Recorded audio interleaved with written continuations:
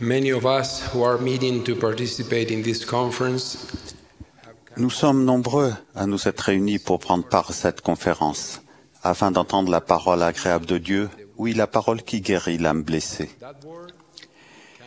Cette parole se trouve dans les Écritures et dans les messages de nos dirigeants, et elle nous apporte espoir et réconfort au milieu des ténèbres de l'affliction.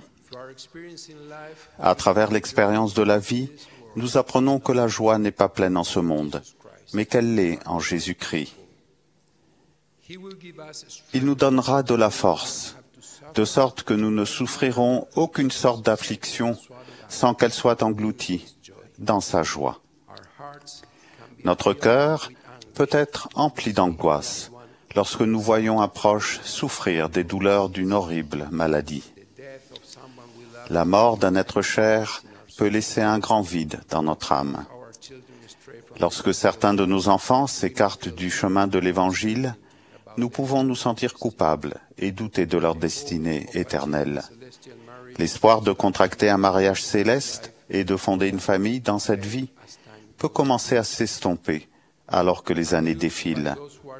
Des sévices infligés par les personnes qui sont censées nous aimer peuvent laisser de profondes cicatrices dans notre âme. L'infidélité d'un conjoint peut détruire une relation que nous espérions être éternelle. Ces afflictions, et bien d'autres encore, inhérentes à cet état préparatoire, peuvent parfois nous amener à nous poser la même question que Joseph Smith, le prophète. « Ô Dieu, où es-tu » Dans ces moments difficiles de la vie, la parole agréable de Dieu qui guérit l'âme blessée apporte ce message de réconfort à notre cœur et notre esprit. Que la paix soit en ton âme. Ton adversité et tes afflictions ne seront que pour un peu de temps. Et alors, si tu les supportes bien, Dieu t'exaltera en haut. La parole agréable de Dieu nous remplit d'espoir en nous apprenant que ceux qui sont fidèles dans la tribulation recevront une récompense plus grande encore dans le royaume des cieux, et que c'est après beaucoup de tribulations que viennent les bénédictions.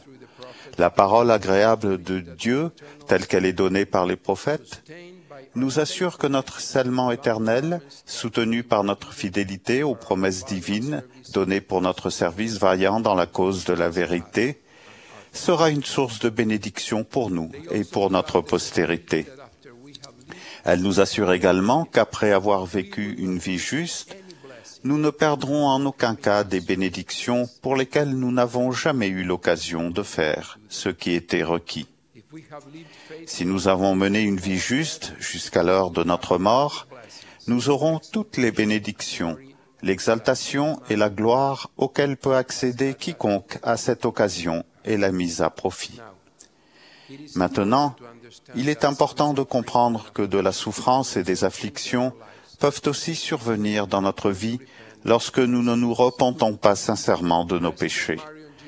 Marion Romney a enseigné « La plupart des souffrances et des tourments que subissent les gens dans ce monde sont le résultat de péchés qui n'ont pas fait l'objet d'un repentir et n'ont donc pas été pardonnés.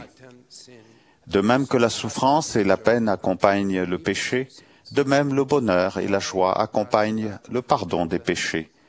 Pourquoi l'absence de repentir engendre-t-elle souffrance et douleur? L'une des réponses possibles à cette question est qu'une punition est attachée et une loi juste est donnée qui apporte le remords de conscience. Joseph Smith, le prophète, a enseigné que nous nous condamnons nous-mêmes et que le tourment de la déception dans notre esprit est tout aussi vif qu'un étang ardent de feu et de soufre.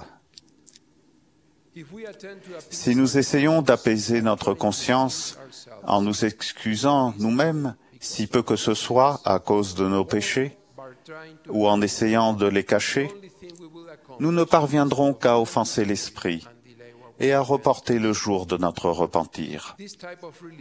Ce genre de soulagement, outre qu'il n'est que temporaire, ne nous apportera au final que davantage de souffrance et de chagrin, et réduira nos possibilités d'obtenir la rémission de nos péchés.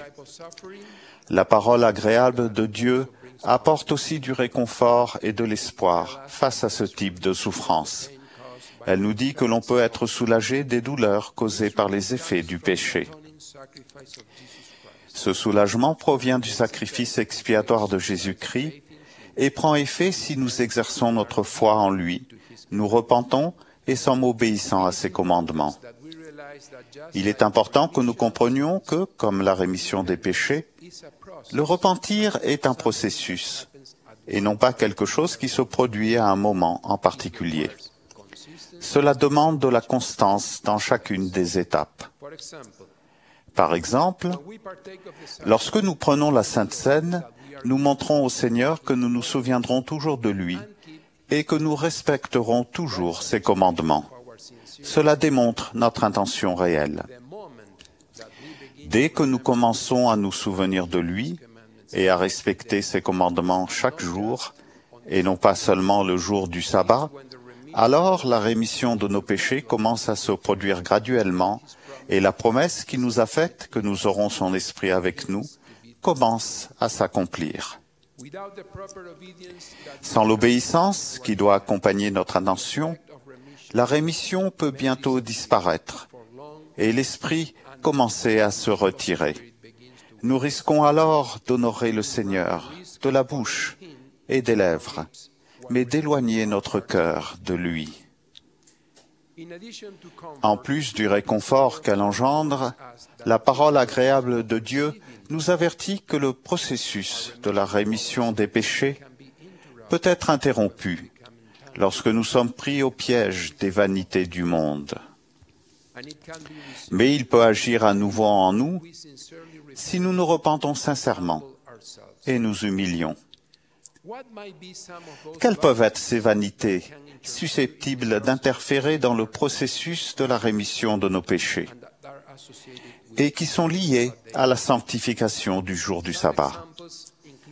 Mentionnons, par exemple, le fait d'arriver en retard à la réunion de Sainte Seine sans raison valable, de se rendre à la Sainte Seine sans avoir au préalable pris le temps de faire une introspection, de prendre le pain et l'eau indignement, et d'arriver sans avoir au préalable confessé nos péchés et avoir demandé à Dieu de nous les pardonner. Voici d'autres exemples.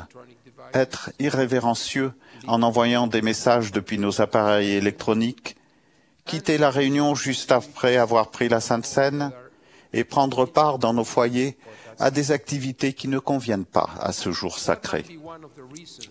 Pourquoi donc, sachant tout cela, arrive-t-il souvent que nous ne sanctifions pas le jour du sabbat? Dans le livre d'Ésaïe, nous trouvons la réponse à cette question qui, bien que liée au sabbat, s'applique également aux autres commandements que nous devons respecter. Si tu retiens ton pied pendant le sabbat pour ne pas faire ta volonté en mon saint jour. Les mots-clés ici sont « ne pas faire ta volonté » ou en d'autres termes, faire la volonté de Dieu. Bien souvent, notre volonté, façonnée par les désirs, les appétits et les passions de l'homme naturel, est en conflit avec la volonté de Dieu. Le prophète Brigham Young a enseigné « Lorsque la volonté, les passions et les sentiments d'une personne sont parfaitement soumis à Dieu et à ses exigences, cette personne est sanctifiée. Et si ma volonté est engloutie dans la volonté de Dieu, cela me guidera vers tout le bien, et je serai, en fin de compte, couronné d'immortalité et de vie éternelle. »